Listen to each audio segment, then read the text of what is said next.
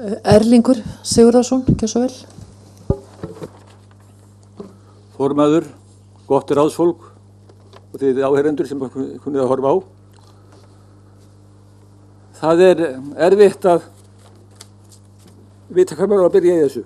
Ég ætla nú að reyna að vera stuttorður þó að mér svellur eiginlega móður. En ég vil benda á það fyrst að málskotsréttur hefur verið virkur undanförnu og hann á að vera virkur áfram. Sú tillaga sem hér og ég ætla ekki að ræða með hvað hætti upp komin, hún gerir ráð fyrir því að málskotsrétturinn haldist, en til valkostu 2 það ekkert málskotsrétt. Það bara synjun, vísun til Alþingis aftur, ekkert málskot. Það ekki verið bera undir atkvæði, þjóðatkvæði. Þetta eins og Pétur bent á, þetta bæði inngrip í pólitíkina með miklu klárara heldur en flest annað, því að þannig fer að forseta að segja að þinginu til hvað að gera, hvað hverju að breyta. Og þetta annað sem þó miklu verra.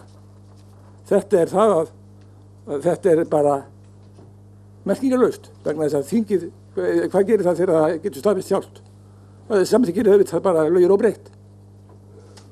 Og getur þá hrósa happi yfir því að þeir skrifa líka undir þingforseti og varaforseti á, ef forseti verður veikur.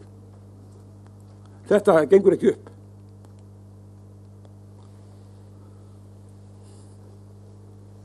Nú,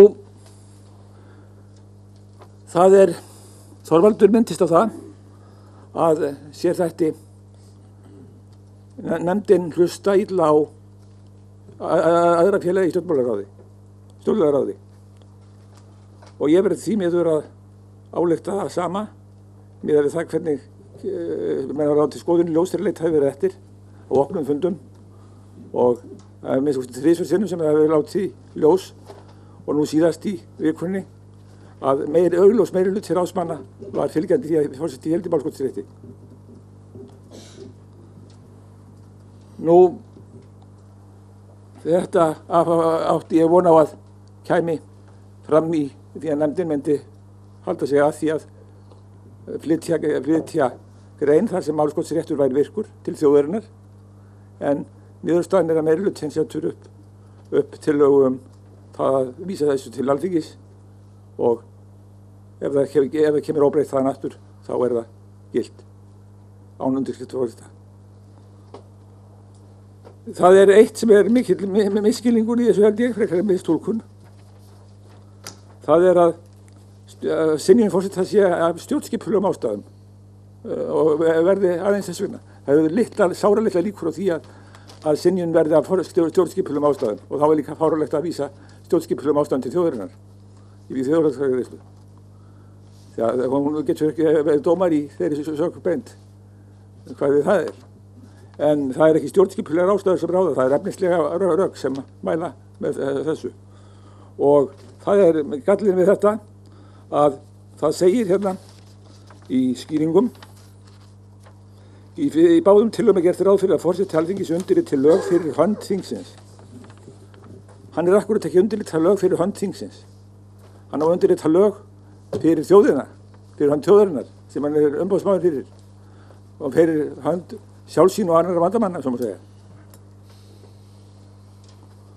Hann ekki undirrita lög stjórnskipulega fyrir hönd þingsins. Og það þetta sem gallinn í tillögunum og eins og okkar tillaga líka orðuð sem var nú samin á sameiginlegum fundi nefndar BHC, grundvöld þess að þar var ráðið, BHC, þá þetta að forseti skilinn eftir svolítið blankur eins og eðlilegt með það sem afstöðu til þessa að hann látinn segja forseti skipar.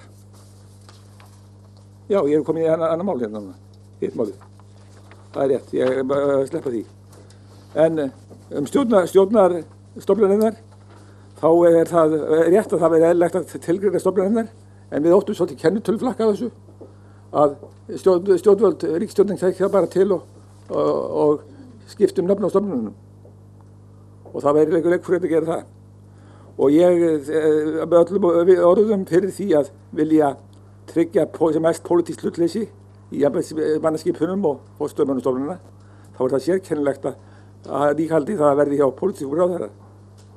Og ég tek undir með Þorvaldi Gylfasyni að það hefur verið framið ráðherra rána á löngum tíma frá á völdum í landinu með það sem stjórnarskrá ætlaði. Og það er síðast þegar að embættismannalögin eru sett 1996, við skulum athuga hverjir eru þá við völd og allir þjóðstofnun að gera lög niður svipaleyti. Og það er þegar þetta er gert þá er aðeins fjallaðum í lögunum aðalega að embættismönnum séu tryggðir sömu hagsmunir hvort þeir eru ráðherraskipaðir eða ríkisskipaðir, ekkert pólitískt prinsip í þeim efnum. Nú, það eru stefnunumálin, stefnur á hendi forseta. Það er mikil átíð í væri um það að hann getur orðið fyrir stefnum og kærum. Það getur vel verið, þá er hann ábyrgur að gera það sinna.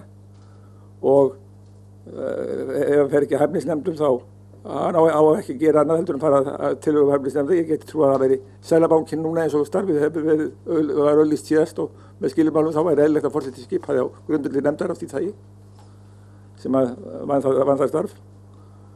En forseti menn veltaði fyrir sig hvað algengt að stofnað sé til kærumála vegna veitingar hæstu embætta eða stofnað, það held ég að sé óalgengt og ég minnist aðeins tveggja dæma þegar ég leitaði eftir spurningum það hverju þau væru.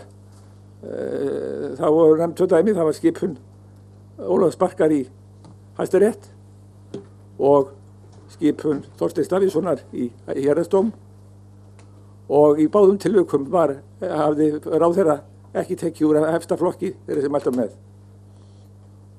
Og það eru einu dæmum pólitíska misnotkun á skipunarvaldi. Þetta er allt saman að segja að þetta væri betur komið á forseta. Og ég get engan veginn skilið hvernig það verður allt í einu mikið pólitískt inngrip í pólitíkina, að ópólitískur eða lítið pólitískur forseti skipi í stað flokkspólitískra ráðherra.